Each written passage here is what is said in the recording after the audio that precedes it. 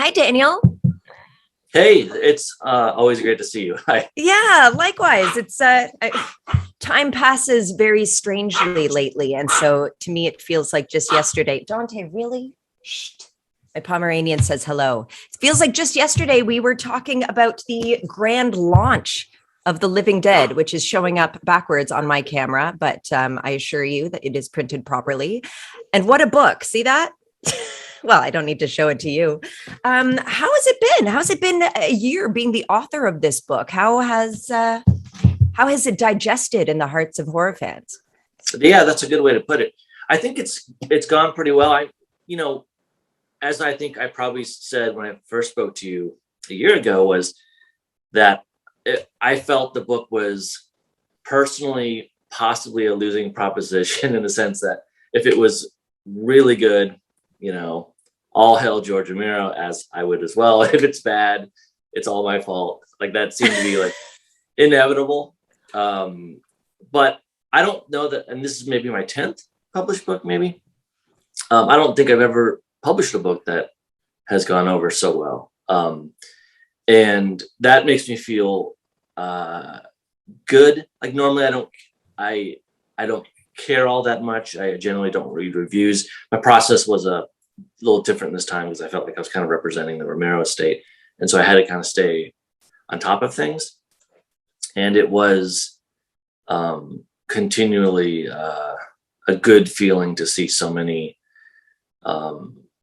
institutions and individual people responding to it, and the diehard fans, especially, like sort of understanding the book and sort of sensing the long work that went into just sort of planning it and making sure that it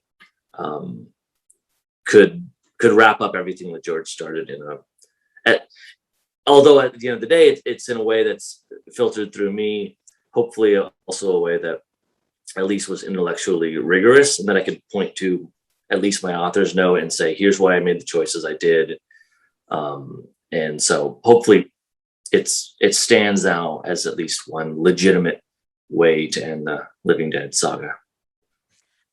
I mean, it absolutely does. I don't like spending too much time on flattery when I'm talking to people, but I love how you bring up that that it was kind of a really uphill battle where it's a lose-lose proposition. It reminds me of when I was talking to Mike Flanagan about Dr. Sleep, where he's like, how do you do a sequel to The Shining? I just wanted to do it to make sure someone else didn't do it worse. At least I am a fan and I am passionate about it. And I know that was very much the case for you.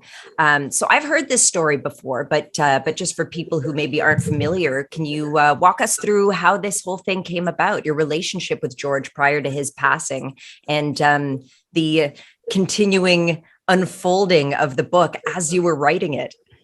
Yeah, right. So my relationship with George was non-existent, really. Like I had met him once, but for casually. I mean, it was not a business. We weren't discussing business, it was just sort of we got drinks once essentially. And then 10 years later or so, he dies in 2017.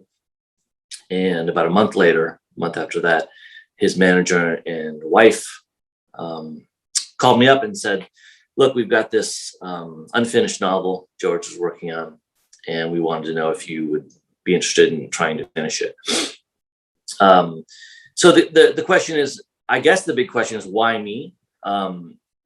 His manager, his wife didn't know me at all, but his manager knew that I was a serious student of Romero's, and importantly, I think not just his.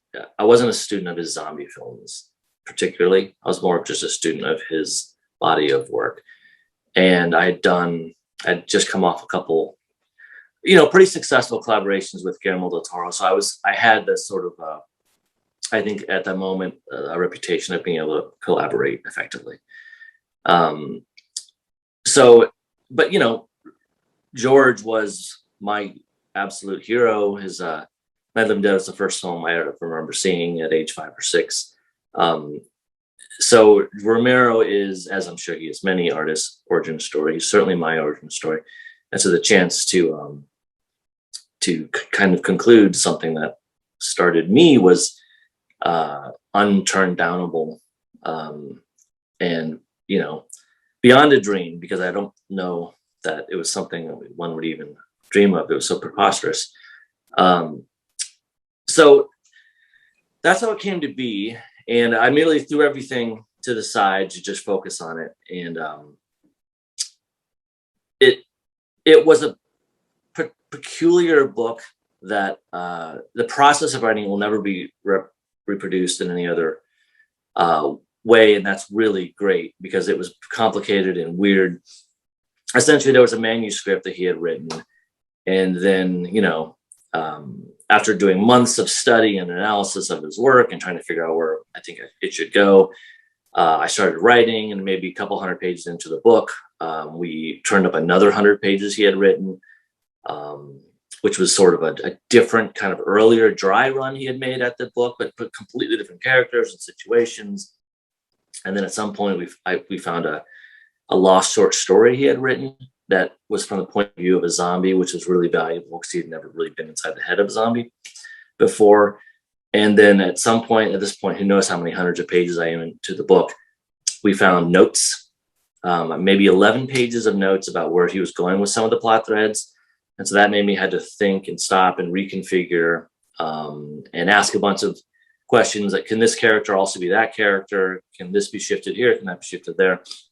So when all was said and done, we didn't have anything like half a book that I was going to finish. It was more like we had all these islands that I had to build bridges to. And some of those bridges were really little, and some of them were vast. So it was then the process of finding out how to tie them all together was really, watching all of his movies again, obviously the commentary tracks and interviews, any scholarly analyses, side projects he was involved in, extensive interviews, especially with his wife, about his just sort of philosophies on things, on politics or technology, and I began to build this sort of scaffolding that would hold everything up. And when in doubt, I sort of reverted to The Tales of Hoffmann, which was his favorite film, and he was obsessed with it. And so I really studied that movie and ended up using its structure as a structural model for the book. It's an opera that has essentially 3 acts, and each act has a certain theme. And so I use those as sort of a structural model. And the idea was just to use everything that George loved as a cue to me to figure out why he loved it, and to try to use that in place of the real George that I didn't have. It's almost poetic that the godfather of the modern zombie is, publishing a book with you posthumously. It's almost like you've been working with the ghost of Romero. Yeah. So the idea of having to incorporate missing pages and bits of narrative that keep coming up, to me, sounds nightmarish. You pull it off beautifully. Was there anything that you couldn't use that wound up on the cutting room floor? There wasn't much, because I tried to treat it very preciously, because we had finite amount of his material. So whenever I could, I would, even if I couldn't use it in the way he originally used it, I would try to repurpose it somewhere else to try to maintain all the Romero material I could. That said, there were a few sequences that just didn't fit anywhere. And there was at least one that I just absolutely loved. That was this hippopotamus attack. It was the most bizarre thing, where it's like this chase scene and this Jeep upsets, and this person is thrown into this river, and someone's pinned beneath the Jeep, and the guy in the river dies and goes back to the zombie. And then before he can get to the person pinned beneath the Jeep, these hippos come out and attack. It's just bonkers. And one of the main reasons I couldn't use that is it took place in Africa, which was this strange anomaly. It's a very America-focused book. It's a book about America, I think. And so I just couldn't figure out how to get hippopotamuses in the book in a way that made sense to me. So that's my favorite example of something that got cut. but most of the stuff is in there. Will that stuff ever see the light of day through you, do you suppose? I don't know. I mean, there's so little of it, you know, Okay. aside from that, a couple scenes, it's, yeah, maybe. I mean, there's just not much there. You know, it's probably a handful of pages. So I'm not sure how to release that in a satisfying way. Okay. So I want to go back to something interesting that you said about looking at Romero's entire filmography and not just his horror stuff, because I think for us horror fans, we have an idea of Romero's cinema as being, you know, very subversive, very smart.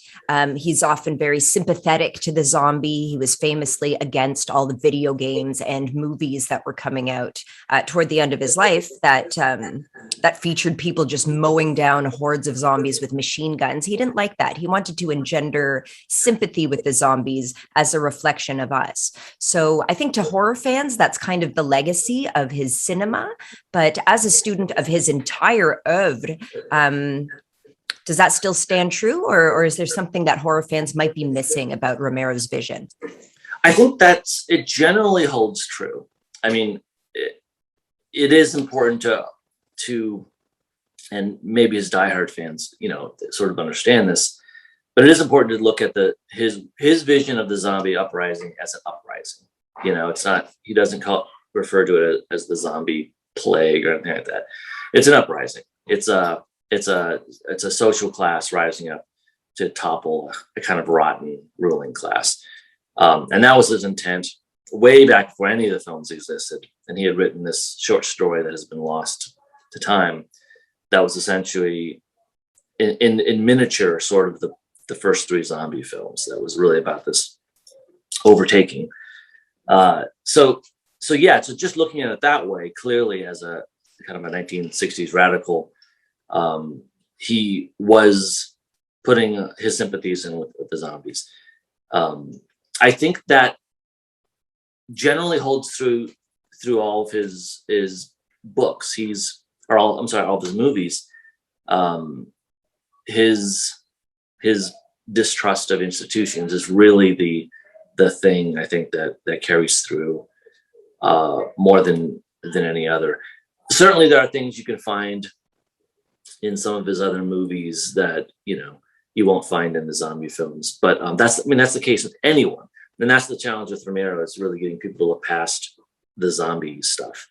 You know, he wasn't a huge horror fan.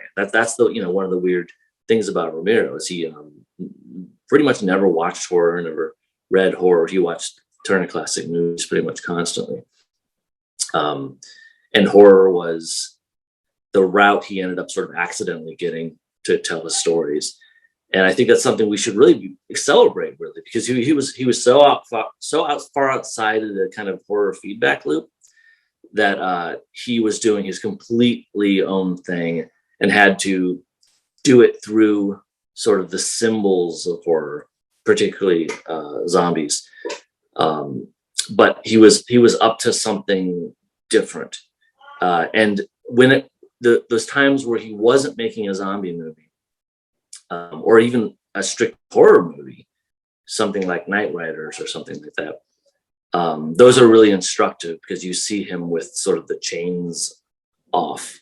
I mean, I hate to call a genre change because I love genre, but it's sort of him working in a more unfiltered way. And that's not even to say those are necessarily his most successful movies. It's just interesting they're instructive in a way. I think he really excelled, as do a lot of creators, when he was forced to take his ideas and filter them through a genre. Like there's something about that really, it acts as some sort of prism, not prison, the opposite, prism, for a lot of artists, where somebody can clarify their ideas in an interesting way that maybe they don't even, you know, it's like when I'm thinking of writing a book and it's sort of this realistic idea and I struggle with it for a decade. And then all of a sudden I think about it in terms of genre and I say, okay, but what if this character was a monster? And what if this was, and suddenly like it all opens up and it becomes clearer and sharper. I've definitely heard creatives refer to the genre as shackles and as chains, and I think it can be like that, especially for a creative who has a body of work, and then the horror stuff hits, and then you feel like that's your paycheck and that's your bread and butter, and you have to stick with it. So along those lines, I mean, you were a horror writer before this collaboration with Romero, a successful one. Now, after The Living Dead has come out, do you feel beholden to his legacy? Do you feel like you're holding up a torch? And how is that sitting with you? No, I don't think so. He's his own man and I'm my own man. And I don't think, unless I'm working with material involved with him, that I'm uh, the standard bearer of Romero. Not that I wouldn't love to be, but I don't know that. I mean, he's got, as seen by his sort of recent opening of his archives, he's got a tremendous amount of material. Not much in the way of novels, but hundreds of screenplays that he wrote. And I bet over time, those are going to be interpreted by a lot of people. So I mean, there are going to be a lot of people who sort of finish things that Romero started. And I may be the first, I may be the only one working in the realm of, like an epic novel. But at the end of the day, I'm just one person doing an interpretation. And I would love to be the Romero guy forever, but I'm not. It's going to be everyone. It's going to be hopefully a whole panoply of men and women, and from all over and different types of viewpoints. And it's going to be really interesting, I hope. Sometimes I think of Romero as almost like a Karl Marx figure, where I feel like he was mobilizing a resistance or a revolution, and is like, things are going bad and there's no way this can stand. And I feel like his cinema kind of like looked for an overthrowing, an uprising that he didn't get to see. And indeed, in the years since his passing, things have gone from bad to worse. So as someone who has spent so much time in his head, would you like to perhaps comment on how he might see the current state of affairs? Yeah, I mean, according to his wife, he wouldn't have been surprised at all. He was, yeah, you're right. He was all those things. He was somebody who, if there was a march, he would march.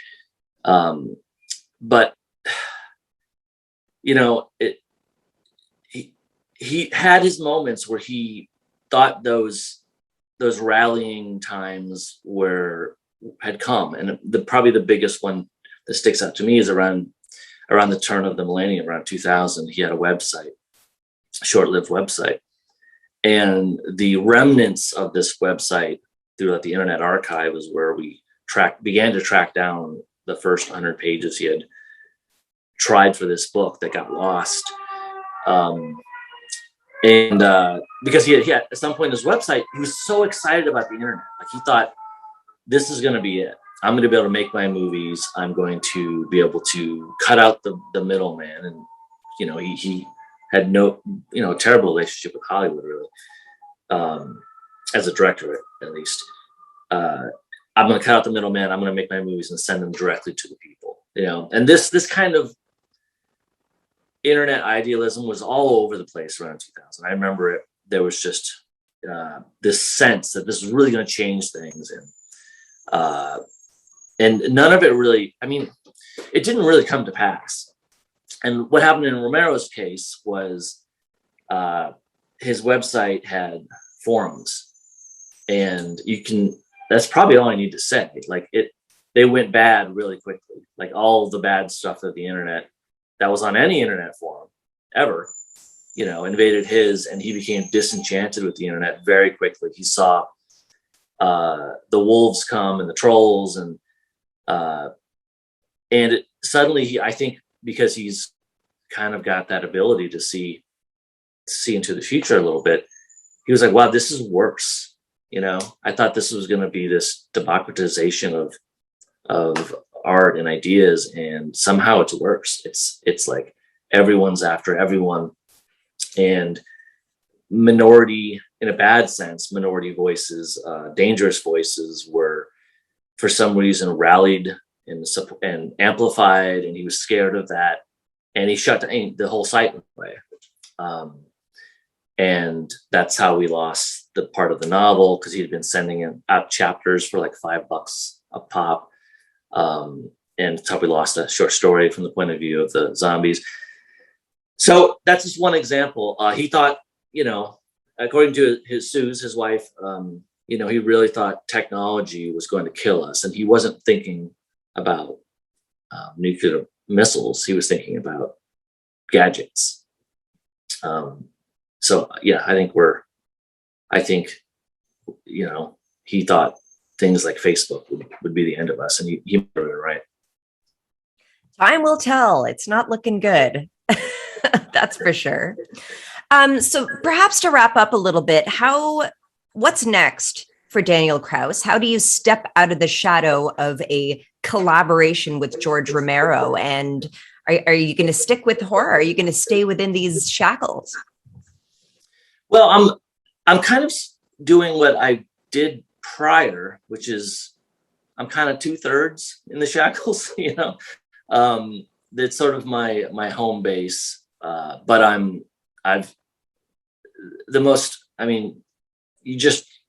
I just work a lot and try to do as many projects in as many mediums and for as many different audiences as I can. So I'm doing stuff for kids and adults and young adults, and working in books and comics and graphic novels, and just trying to keep things broad in that sense, to keep myself awake and sharp. I think having to juggle an adult project and a project for kids, for example, it helps both projects. There's a certain palate cleanser that happens when you move from one to the other, and everything gets better because of it. So yeah, I'm working a lot of horror stuff coming up, but then some stuff too that's not horror at all. And I do undergo, as does anyone working in the genre, I think, some of the stuff that plagued George. Like, there is kind of a resistance once you're known as a horror author or something, to try to do something even a little bit outside. It's valuable to remember that George couldn't even get a horror movie made in the last decade of his life. It had to be specifically a zombie movie, and that is a very small niche. I think that's worst in the movies, maybe, because so much money's involved. It's less so maybe in books, but it's still there. And these experiments that I make outside of horror, while extremely important for me, and they tend to be some of my favorite things, just as when George's favorite movie of his was probably Night Riders, they meet with resistance, certainly. And it's a struggle, but it's worth having because it keeps you vital. I think as an artist, it keeps you awake, I think it certainly kept him vital. And I think that's one way that we can all kind of carry the torch together and keep cinema and art Romeroian, as we want to put it. I don't know. But it's been wonderful to chat with you, Daniel. If you haven't checked out this book, you need to. If you are looking down the barrel of another lockdown, this will get you through, because it takes more than a minute, but it does fly by. I also strongly recommend the audiobook, which is narrated really, really beautifully by some talented people. And thank you once more for chatting with me, Daniel. Always great to catch up. And thank you to Kay at Salem Horror Fest for putting this together, making the most of a bad situation, as always. And where can everybody find you to follow you, Daniel? Really, just danielkraus.com, and that will have all the relevant links. Fantastic. Thank you so much. Yep. Thank you.